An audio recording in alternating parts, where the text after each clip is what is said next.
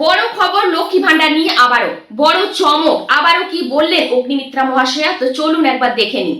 যারা লক্ষ্মীর ভান্ডার পাচ্ছিলেন তারা সবাই অন্নপূর্ণা ভান্ডার পাবেন। আমি আবার রিপিট করছি, যারা লক্ষ্মীর ভান্ডার পাচ্ছিলেন তারাই সবাই আবার অন্নপূর্ণার ভান্ডার পাবেন। এদের মধ্যে যাদের নাম বাদ গেছে 91 লাখ মতো, তাদের অ্যানালিসিস হবে। তাদের নাম ইমিডিয়েটলি বাদ যাবে না, তাদের অ্যানালিসিস হবে। তাদের নাম মারা গেছে, সে তো আর লক্ষ্মীর ভান্ডার বা অন্নপূর্ণার ভান্ডার, লক্ষ্মীর ভান্ডার পেয়ে এসছে, অন্নপূর্ণার ভান্ডার সে পাবে না। কেউ যদি বাংলাদেশের সিটিজেন হন, নাগরিক হন, বা বার্মা, রোহিঙ্গা, সে তো আমাদের অন্নপূর্ণার ভান্ডার পাওয়ার তার যোগ্যতা নেই, সুতরাং তারা পাবেন না। কিন্তু যাদের নাম যে কোনো কারণে ডিলিট হয়েছে, তারা আমাদের নাগরিক নন, সেটা অ্যানালিসিস করার পরে জানা গেল তারা লক্ষ্মীর ভান্ডার পাবেন না। এর থেকে আলাদা করে রাখা হয়েছে যারা ট্রাইব্যুনালে আপিল করেছে, যাদের নাম কাটা গেছে এবং যারা ট্রাইব্যুনালে আপিল করেছে তারা কিন্তু এখনো লক্ষ্মী ভান্ডার পাবেন। তাদের নাম কিন্তু কাটা যাবে না, বিকজ তারা আপিল করেছেন, তারা প্রসেসে রয়েছে। এবং যারা সিএ এর জন্য আপিল করেছেন তারাও কিন্তু অন্নপূর্ণার ভান্ডার পাবেন, তাদের নামও কাটা যাবে না।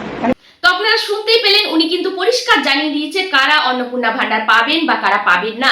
যারা এতদিন ধরে লক্ষ্মী ভান্ডার পেয়ে আসছেন তারা প্রত্যেকেই অন্নপূর্ণা ভান্ডার পাবেন, তাই দুশ্চিন্তার কোনো ব্যাপার নেই। সুখবরটা জেনে নিন, যারা লক্ষ্মী ভান্ডার পেয়ে আসছিলেন তারা অন্নপূর্ণা ভান্ডার পাবেন, সেটাও কিন্তু ডিবিডি লিংকের মাধ্যমে। ডিবিডি লিংকটা কি আগের ভিডিও আমি জানিয়েছি এবং দেখিয়েছি কিভাবে ডিবিডি লিংক করতে হবে, কিভাবে চেক করবেন, সমস্ত কিছু যদি না জানেন আগের ভিডিও দেখে নেবেন। তো দেখুন, প্রথম কথা হচ্ছে যাদের এসআইআর থেকে নাম বাদ গেছে, নাম কাটা গেছে, যাদের এখনো পর্যন্ত এসআইআর এর তালিকায় নাম ওঠেনি, তারা কি করবে তাদের কথাও কিন্তু তিনি জানিয়েছেন। যারা ট্রাইব্যুনালে আছে, মানে যারা কাটা যাওয়ার পর অ্যাপ্লাই করেছে, ট্রাইব্যুনালে আছে, প্রসেসিং এ আছে, মানে তারা পাবেন। এখনো পর্যন্ত তারা পাবেন। তারা কিন্তু এই যে লক্ষ্মী ভান্ডার দেওয়ার আগে অ্যানালাইসিস করবেন যে এই যে 91 লাখ মানুষের নাম কাটা গেছে, সেই প্রত্যেকের অ্যানালাইসিস হবে এবং তারা এখন আপাতত লক্ষ্মী ভান্ডার মানে অন্নপূর্ণা ভান্ডার বন্ধ হবে না, তারা পাবে। ঠিক আছে, অ্যানালাইসিস হওয়ার পর যদি দেখে যে কেউ মারা গেছে, কেউ নেই, বা কেউ আমাদের দেশের নাগরিক নয়, তাদেরকে কিন্তু বাদ দেওয়া হবে। বাকি যারা আমাদের স্থানীয় বাসিন্দা তারা কিন্তু পাবেন। ঠিক আছে, উনি কিন্তু জানিয়েছে। এবার হচ্ছে সিএ তে যারা নাম অ্যাপিল করেছেন, তারাও কিন্তু প্রসেসিং এ আছে, তারাও কিন্তু অন্নপূর্ণা ভান্ডার পাবেন। বিরাট একটা সুখবর, বিরাট একটা চমক কিন্তু উনি কালকে জানিয়ে দিয়েছেন পরিষ্কার স্পষ্ট করে।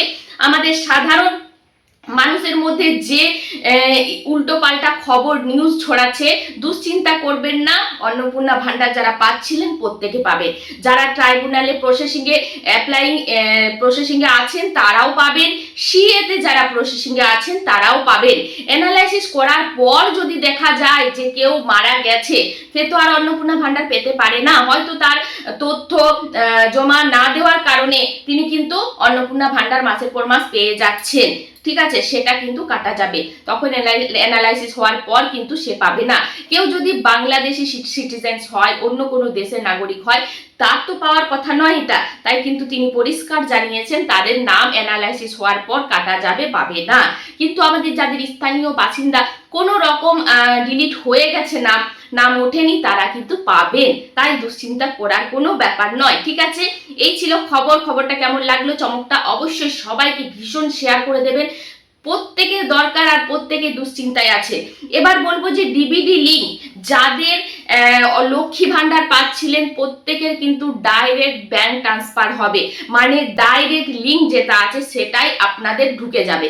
এখনই অনেকেই মেসেঞ্জারে আমাকে মেসেজ করছে যে দিদি ভাই আমি স্টেট ব্যাংকে এতদিন পেতাম, কিন্তু আপনার ভিডিও দেখে আমি যখন ডিবিডি লিংকটা চেক করি তখন সেখানে দেখছি যে আমার গ্রামীণ ব্যাংক নাম আছে।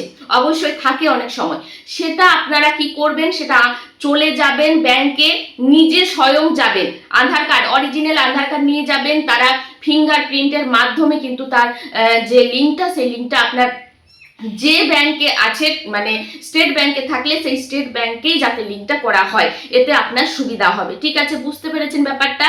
এবার বলবো ডিবিটি লিঙ্ক যদি কেউ না জানেন কিভাবে চেক করতে হয়, আগের ভিডিও দেখবেন, না হলে আমি আরেকবার দুপুর দিকে ভিডিও দিয়ে দেবো, আপনারা পরিষ্কার করে দেখে নেবেন যে ডিবিটি লিঙ্কটা কিভাবে চেক করতে হয়, আপনাদের লিঙ্ক কোথায় বা কোন ব্যাংকের সাথে যুক্ত আছে। এবার বলবো নতুনদের জন্য, নতুনরা যারা ফর্ম ফিল আপ করবেন বলছেন, উনি কিন্তু ঘোষণা করেছেন খুব শীঘ্রই কিন্তু ফর্ম বেরোবে, খুব শীঘ্রই আপনারা আবেদন করবেন। হয়তো তারা জুন মাসের আগেও ফর্ম বার করতে পারে, কারণ এখনো অনেকগুলো দিন আছে। তিনি কিন্তু তাদের ডিপার্টমেন্টের সাথে কথা বলেছেন, তিনি কিন্তু পরিষ্কার জানিয়েছেন যে ইমিডিয়েটলি অনলাইনে ফর্ম ফিল আপ হবে, কোনো রকম কোনো দুয়ারি সরকার হবে না, অনলাইনের মাধ্যমে এতটাই সহজভাবে করা হবে যাতে আপনারা প্রত্যেকেই ফর্ম ফিল আপ করতে পারেন। যারা 1 পাস 2 পাস বা যারা নিরক্ষর পড়াশোনা জানে না, তারাও যাতে হাতে থাকা মোবাইল ফোন দিয়ে বা কারো কাছে গিয়ে কম্পিউটারে করতে পারবেন ফর্ম ফিল আপ, এতটাই সহজ করে ফর্ম বার করা হবে। তো এই ছিল পুরো আপডেট। পুরো আপডেট কেমন লাগলো অবশ্যই জানাবেন, ভিডিওটা বেশি বেশি শেয়ার করে দেবেন। তো চলুন দেখা হবে নেক্সট ভিডিওতে, আপনাদেরকে বলে দেবো আপনাদের কাদের নাম কাটা গেছে তারাও দুশ্চিন্তা করবেন না, যারা ট্রাইব্যুনালের প্রসেসিংয়ে আছেন তারাও দুশ্চিন্তা এখন করবেন না। আরেকটা কথা বলবো, যারা সিএতে অ্যাপিল করেছেন তারাও দুশ্চিন্তা করবেন না, এটা বিরাট একটা খুশির খবর তিনি কিন্তু জানিয়েছেন।